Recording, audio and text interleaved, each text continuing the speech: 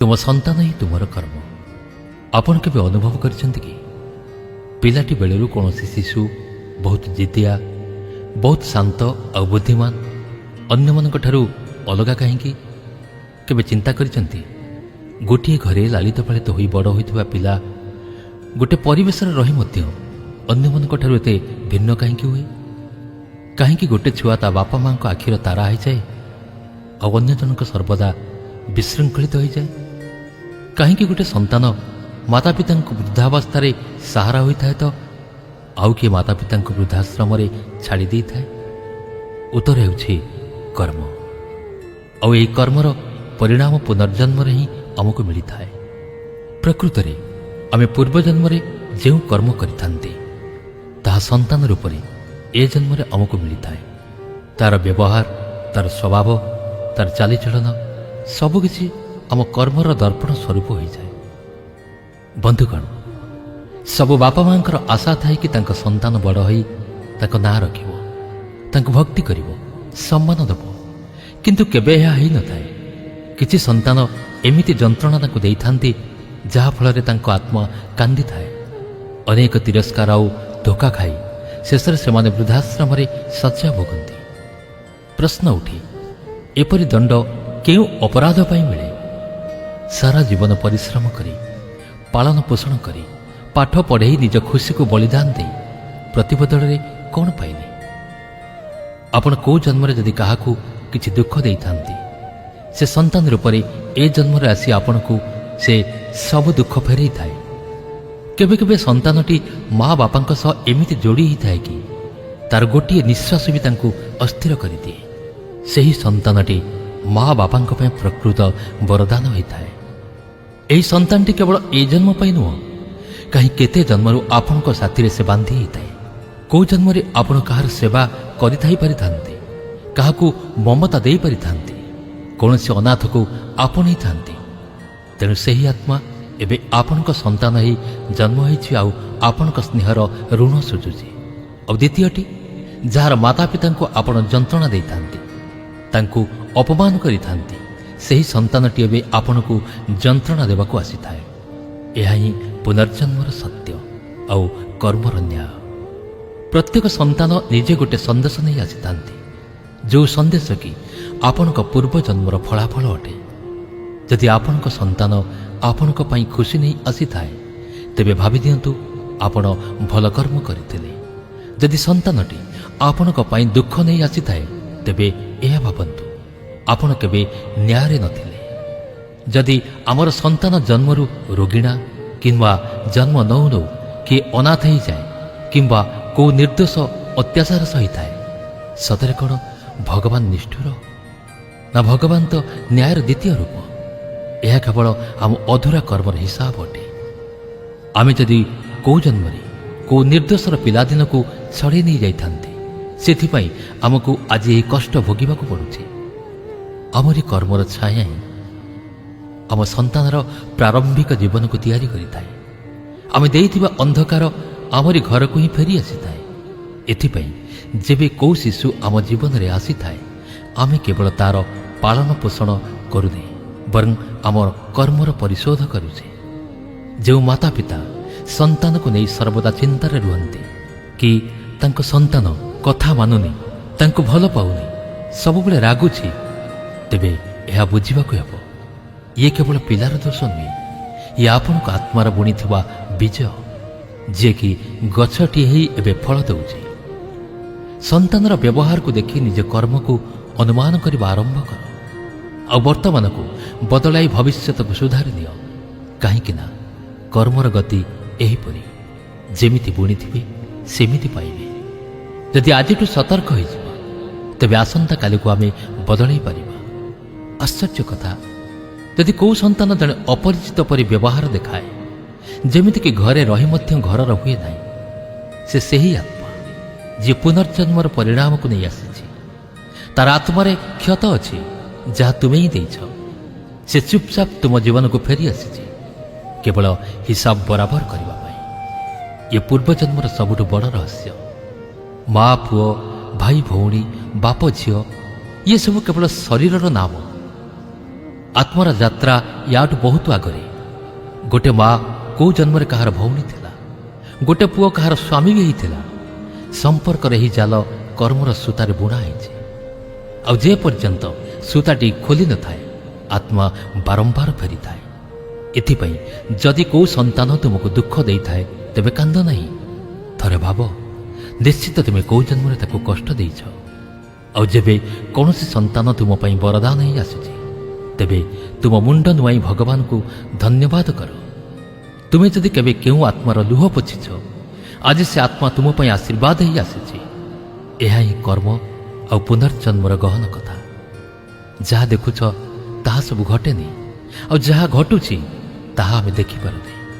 ତୁମ ସନ୍ତାନ ତୁମର ଛାଇ ପରି, ତା ବ୍ୟବହାରରେ ତୁମ ପୁରୁଣା କର୍ମର ଝଲକ ମିଳିଥାଏ। ଏବେ ପ୍ରଶ୍ନ ହେଉଛି, ଆମେ ଯଦି ଭୁଲ କରିଛେ ତେବେ ଏହାକୁ ସଂଶୋଧନ କରିବା କ'ଣ ସମ୍ଭବ? ନିଶ୍ଚିତ ସମ୍ଭବ। ଏହା ହିଁ ତ ମାନବ ଜୀବନର ସୁନ୍ଦରତା। କର୍ମକୁ ବଦଳାଅ, ତେବେ ଫଳ ବଦଳିଯିବ। ପ୍ରେମ ଦିଅ, ପ୍ରେମ ପାଅ। କ୍ଷମା କର, ତେବେ କ୍ଷତ ଲିଭିଯିବ। ଆଉ ଯଦି ସନ୍ତାନ ଭୁଲ ବାଟରେ ଯାଉଛି ତେବେ ତୁମେ ତାକୁ ଅଭିଶାପ ନ ଦେଇ ପ୍ରେମର ସହକାରେ ବୁଝାଅ।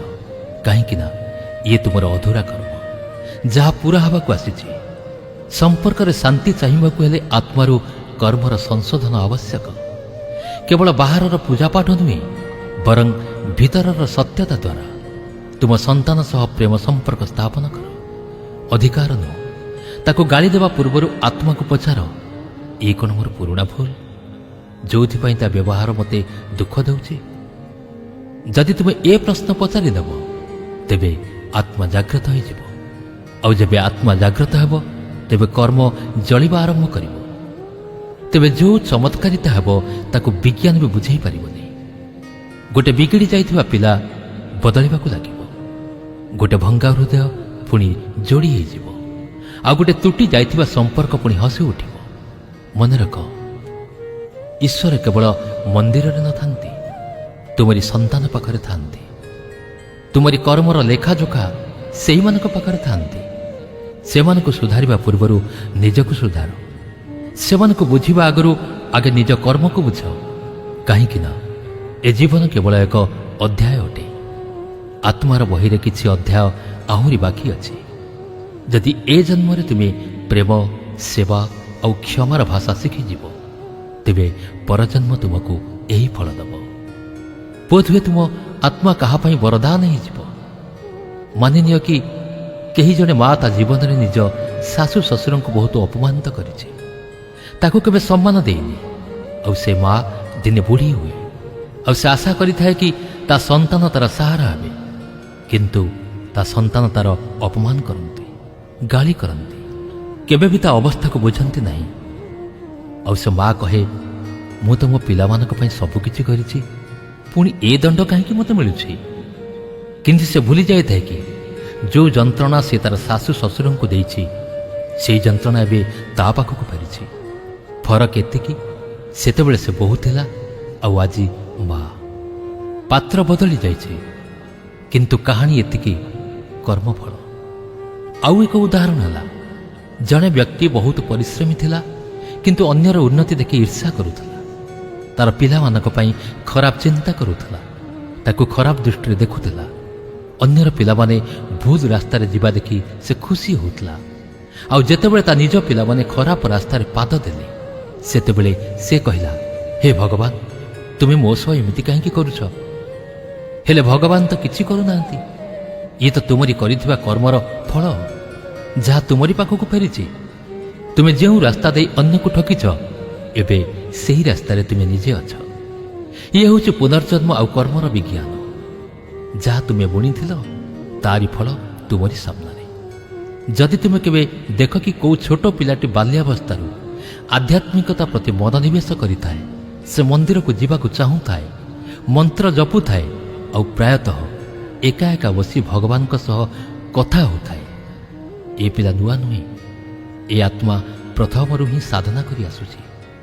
ବୋଧହୁଏ ସେ ପ୍ରଥମ ଜନ୍ମରୁ ହିଁ ଅଧାରେ ସାଧନାକୁ ଛାଡ଼ି ଦେଇଛି, ଆଉ ପୁଣି ଫେରି ଆସିଛି ସାଧନାକୁ ପୂରା କରିବାକୁ। ଯଦି ଏଭଳି ଶିଶୁକୁ ତୁମେ ଜନ୍ମ ଦେଇଛ ତେବେ ଜାଣି ରଖ, ତୁମ ଭିତରେ ବି ସଂସ୍କାର ରହିଛି। ତୁମେ କିଛି ସାଧୁ କିମ୍ବା ଯୋଗୀଙ୍କର କେବେ ସେବା କରିଛ, ଯେଉଁଥିପାଇଁ ଏ ପବିତ୍ର ଆତ୍ମା ତୁମ ଘରକୁ ଆସିଛି? ଏପରି ଶିଶୁ ବରଦାନ ସଦୃଶ। ଆଉ ଯଦି ତୁମେ ତା ଭିତରେ ଥିବା ଶକ୍ତିକୁ ଜାଣିଯିବ, ତେବେ ତୁମର ସମ୍ପୂର୍ଣ୍ଣ କୂଳ ଉଦ୍ଧାର ହୋଇଯିବ। କିନ୍ତୁ ଏହାର ବିପରୀତ ତଥା ଯେଉଁ ସନ୍ତାନ ମିଛ କହିଥାଏ, ଚୋରି କରିଥାଏ, ମାରପିଟ କରିଥାଏ, ଗୁରୁଜନଙ୍କୁ ଇଜ୍ଜତ ଦେଇନଥାଏ, ଅନେକ ଥର ବୁଝାଇବା ପରେ ବି ବଦଳି ନଥାଏ, ବାପା ମା ଚିନ୍ତାରେ ରୁହନ୍ତି। ସମାଜ ଦେଖେଇ ଶିଖେଇ କହେ, ତୁମେ ଜାଣି ରଖ, ତୁମେ ପୂର୍ବ ଜନ୍ମରେ ଯାହାକୁ ଘୃଣା କରିଥିଲ, ସେଇ ଆତ୍ମା ତୁମ ଘରକୁ ଏବେ ଆସିଛି। ତୁମେ ତାକୁ ପାଳୁଛ। ଏହା ହିଁ ତ ପୁନର୍ଜନ୍ମର ଖେଳ। ଏହିପରି ଆତ୍ମା ବାରମ୍ବାର ଆସିଥାନ୍ତି ଯେ ପର୍ଯ୍ୟନ୍ତ ତାଙ୍କର ହିସାବ ପୂରା ନ ହୋଇଛି। କିଛି ଆତ୍ମା ବାରମ୍ବାର ଜନ୍ମ ନେଇଥାନ୍ତି କେବଳ ଦୁନିଆ ଦେଖିବା ପାଇଁ ନୁହେଁ, ବରଂ କିଛି ଅଧୁରା କାର୍ଯ୍ୟକୁ ପୂରଣ କରିବା ପାଇଁ, କିଛି ପୁରୁଣା ଋଣ ଶୁଝିବା ପାଇଁ, କିଛି ସମ୍ପର୍କ ବାନ୍ଧିବା ପାଇଁ, କିଛି ଭୁଲକୁ ସଂଶୋଧନ କରିବା ପାଇଁ।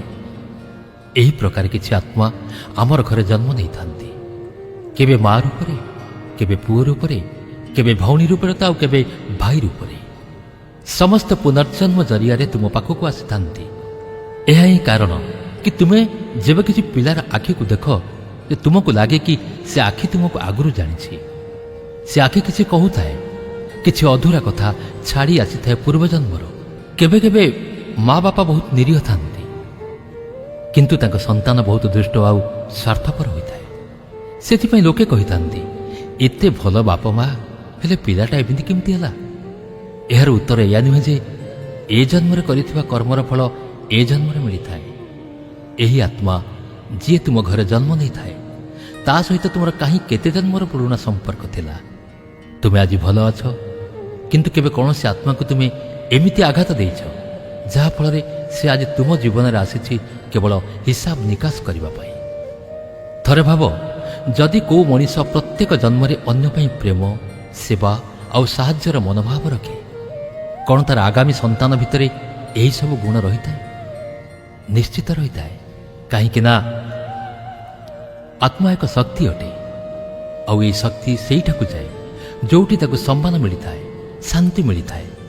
ତୁମେ ଯଦି କୌଣସି ଆତ୍ମାକୁ ନିଜ ଜୀବନରେ କେବେ ପ୍ରେମ କରିଥାଅ, ସେ ନିହାତି ଆସିବ ଆଉ ତୁମକୁ ପ୍ରତି ବଦଳରେ ସେହି ପ୍ରେମକୁ ଫେରାଇବ।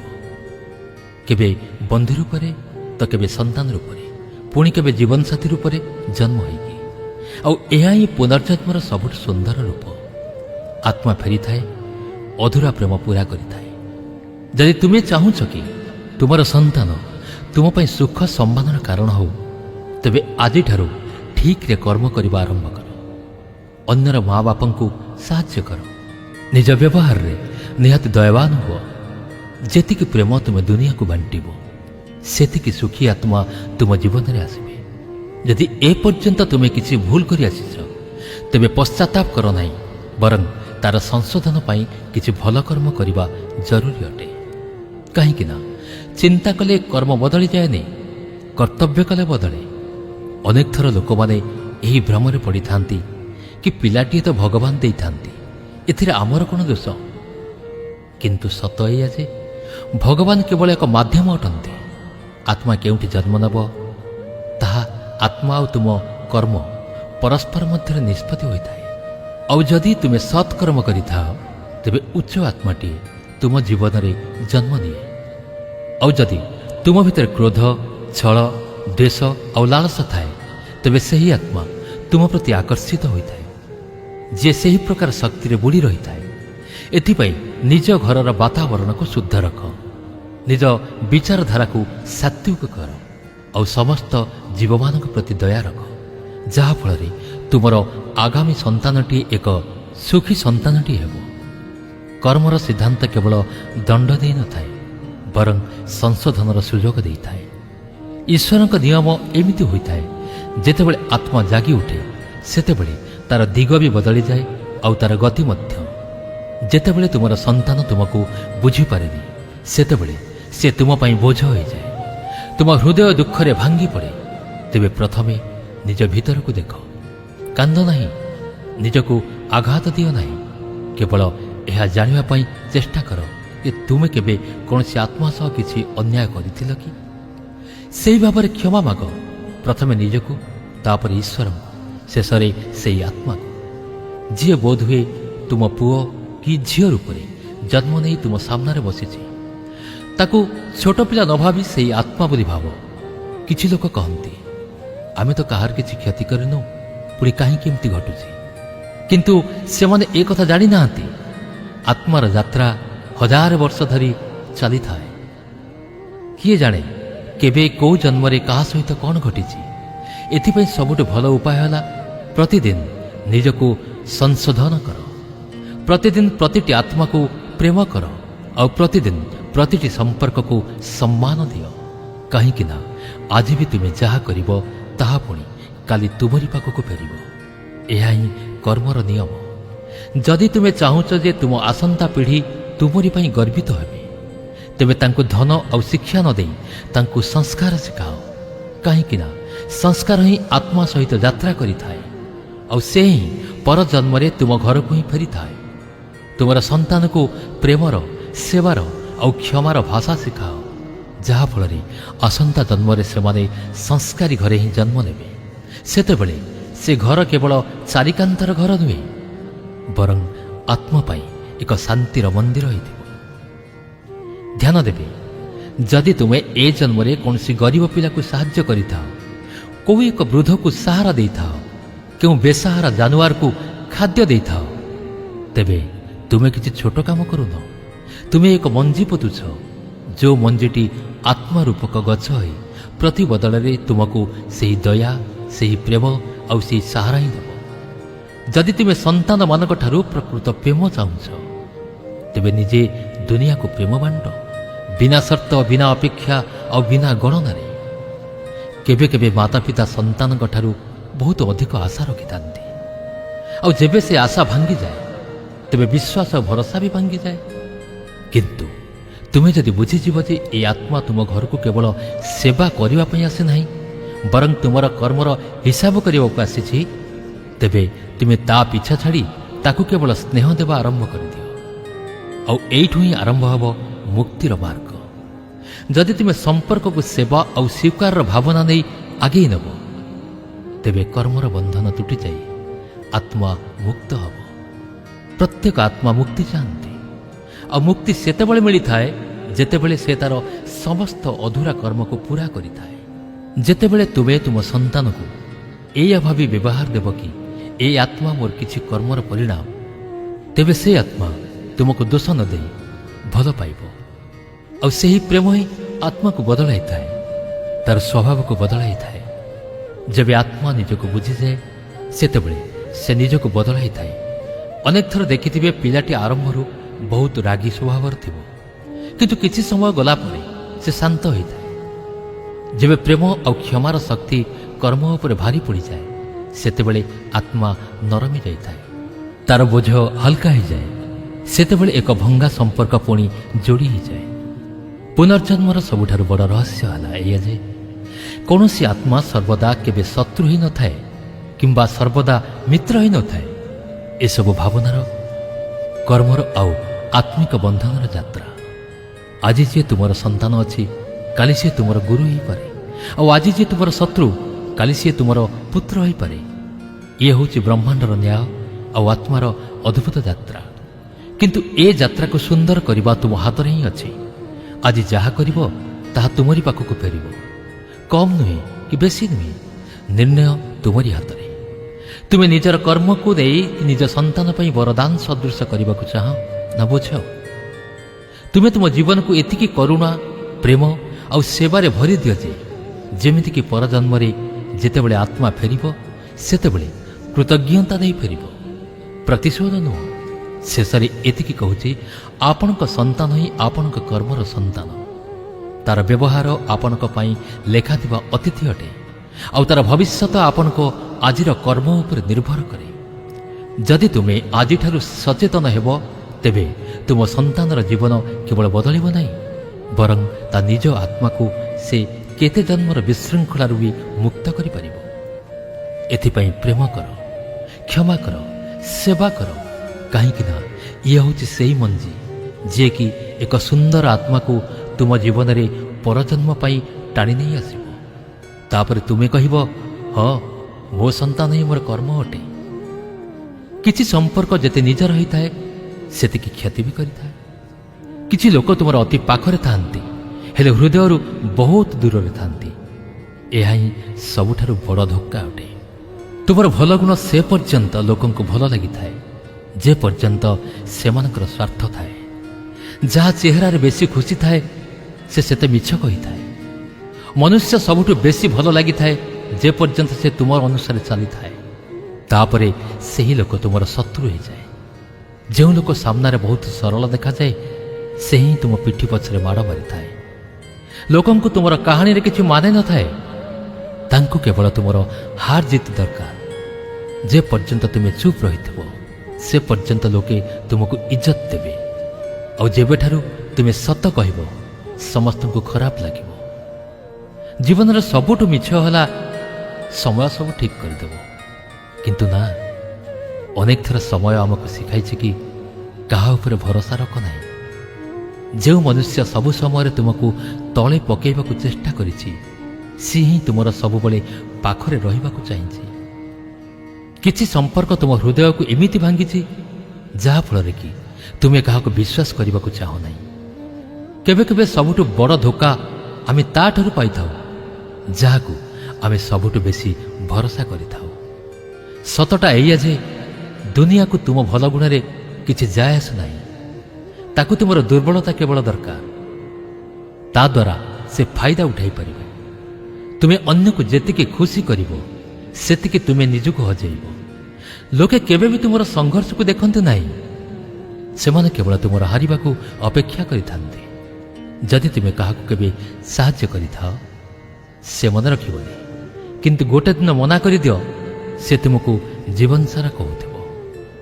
ବନ୍ଧୁଗଣ, ଏଇଭଳି ସୁନ୍ଦର ଜୀବନଧର୍ମୀ କଥା ଜାଣିବା ପାଇଁ ଆମ ଚ୍ୟାନେଲକୁ ଲାଇକ୍, ସେୟାର ଆଉ ସବସ୍କ୍ରାଇବ୍ କରିବାକୁ ଭୁଲିବେ ନାହିଁ।